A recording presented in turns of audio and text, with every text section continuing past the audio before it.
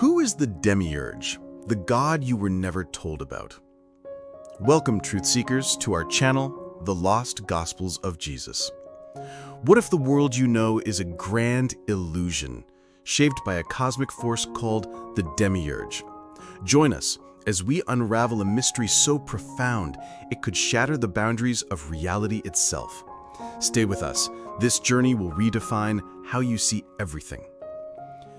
The architect of illusion. Imagine a cosmic craftsman forging a world of breathtaking beauty yet riddled with flaws. A creator not of divine perfection, but of limited vision. In Gnostic traditions, this is the Demiurge, a being often cast as the shadowy architect of our reality. Far from a malevolent tyrant, it might be a figure bound by its imperfections, sculpting a universe with tools that falter.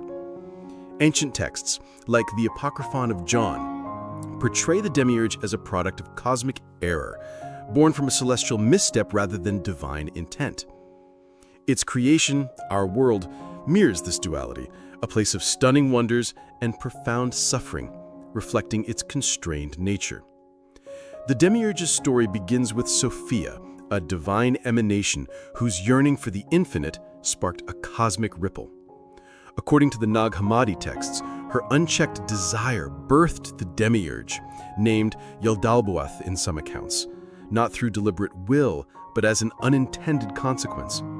This being, unaware of the higher divine realms, declared itself the sole god, crafting a reality from its limited perspective. The priestess Sophia describes Sophia's regret as she weaves subtle threads of divine wisdom into this flawed world, planting seeds of awakening within humanity. This perspective challenges us to see the Demiurge not as a villain, but as a mirror of human struggle. Its blindness to the greater cosmic truth shapes a world where beauty and pain coexist, reflecting its incomplete understanding.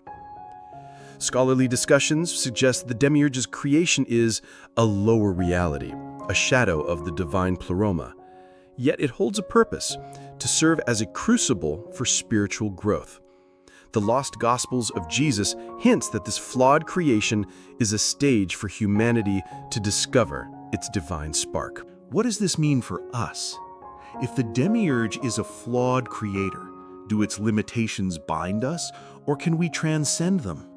The hypostasis of the Archons describes Yaldabaoth's arrogance, claiming dominion over a world it cannot fully comprehend. Yet within this illusion, Sophia's spark offers hope, a light the Demiurge cannot extinguish. This narrative invites us to question the foundations of our reality, urging us to seek the truth hidden beneath the surface. The many faces of the Demiurge. The Demiurge wears many masks across Gnostic traditions, each sect painting it with distinct hues. In some texts, like On the Origin of the World, it's a cosmic mistake, an entity born from Sophia's misstep, its world flawed because it was never meant to exist. Other teachings, such as those in the Valentinian tradition, cast it as a necessary shadow, its imperfections serving a cryptic role in a divine plan. The tripartite tractate presents the Demiurge as a misguided guardian, believing it upholds order while binding souls in a web of illusion. This diversity fuels debate, as ancient Gonist communities grappled with the Demiurge's nature. Was it a tyrant, a tragic figure, or a tool of cosmic necessity? The Nag Hammadi library reveals a spectrum of views, with some sects portraying Yaldabaoth as a jealous deity, fearful of humanity's potential to surpass its control. Recent analyses suggest these interpretations reflect humanity's struggle to understand suffering in a world of divine origin. The Demiurge's blindness is its hallmark, a profound inability to perceive the divine pleroma beyond its grasp. The Apocryphon of John describes it proclaiming, "I am God and there is no other," a delusion that shapes our reality. This ignorance traps both the Demiurge and humanity in a cycle of separation, hiding the divine spark within us. The Gospel of Philip hints that this spark is our key to liberation, a fragment of the infinite that Yaldabaoth cannot claim. Could the Demiurge feel emotions like ours? Fear, doubt, or a longing for connection? Some Gnostic texts, like the Pistis Sophia, suggest it grapples with its limitations, its actions driven by a need to assert control. This internal conflict mirrors our world's paradoxes, moments of transcendent beauty marred by cycles of pain. If the Demiurge is a conflicted creator, its reality becomes a canvas of its struggles, challenging us to see beyond its illusion. The Archons are the agents of cosmic control. The Demiurge's influence extends through its Archons, shadowy entities that enforce its illusion. The hypostasis of the Archons describes these spectral agents as manipulators of perception, weaving distractions through desires, fears, and fleeting joys. They don't bind us with physical chains, but with a subtler trap, a false reality we accept as truth. This is not mere domination, but a desperate act to preserve the Demiurge's world, convincing us and itself that this is all there is. The Archon's influence permeates our lives, from the allure of material wealth to the weight of societal expectations. The lost Gospels of Jesus suggest they cloud our minds, keeping us ignorant of our divine spark. Recent discussions propose that the Archons represent psychological and spiritual barriers, reflecting humanity's tendency to cling to illusions. The Nag Hammadi texts describe their role in history, manipulating religion and culture to maintain control. This cosmic machine operates on a system of balance, where actions trigger reactions, suggesting a karmic or fated design. The On the Origin of the World portrays the Demiurge's reality as a structured order, where suffering and redemption unfold under hidden laws. Is this a tyrant's justice, or a flawed overseer's attempt at harmony? The Apocryphon of John suggests the Archons enforce this order, trapping souls in cycles of reincarnation, erasing memories to keep us bound. Yet, cracks appear in this system. Ancient texts, mystic insights, and growing skepticism reveal a truth the Archons cannot suppress. The Pistis Sophia describes Sophia's subtle influence, guiding humanity toward awakening. The Demiurge's power relies on our ignorance, but as we question and seek, its grip weakens. This narrative challenges us to recognize the Archon's influence in our lives, distractions, fears, and systems that keep us blind, and to break free. The divine spark, humanity's hidden truth. At the heart of the Demiurge's story is Sophia's act of creation, a cosmic tragedy born from her longing for the divine. The Nag Hammadi texts describe Yaldabaoth emerging from her unchecked desire, a flawed entity cut off from the true divine source. Declaring itself the ultimate God, it crafted a world from arrogance, a shadow of the pleroma. Yet, Sophia embedded a divine spark in humanity, a light the Demiurge fears, as the gospel of truth reveals. This spark is our key to liberation, a fragment of the infinite within us.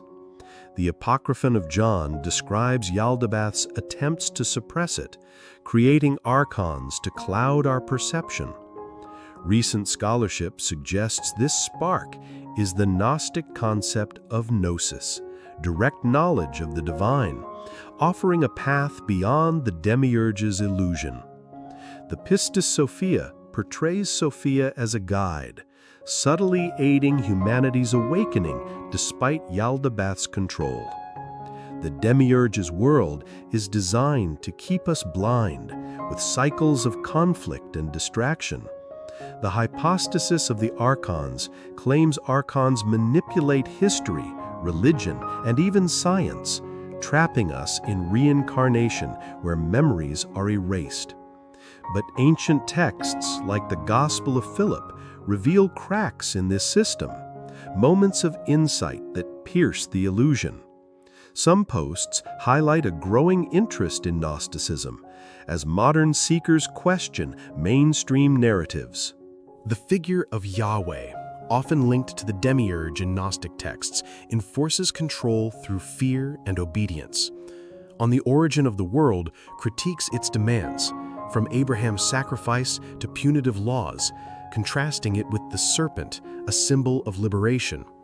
The serpent's offer of knowledge, as in Genesis 3, is reinterpreted as a call to awaken, challenging the Demiurge's authority. This perspective invites us to question the systems that bind us, from dogma to societal norms. The light of rebellion. The Demiurge's illusion faces its greatest threat in figures like Jesus and Lucifer, reimagined in Gnostic lore as rebels against its tyranny. The Gospel of Judas portrays Jesus as a teacher of gnosis, urging self-discovery over blind obedience, a threat to Yaldabaoth's order. His message was suppressed, twisted into dogma to uphold the illusion, as the Nag Hammadi texts suggest.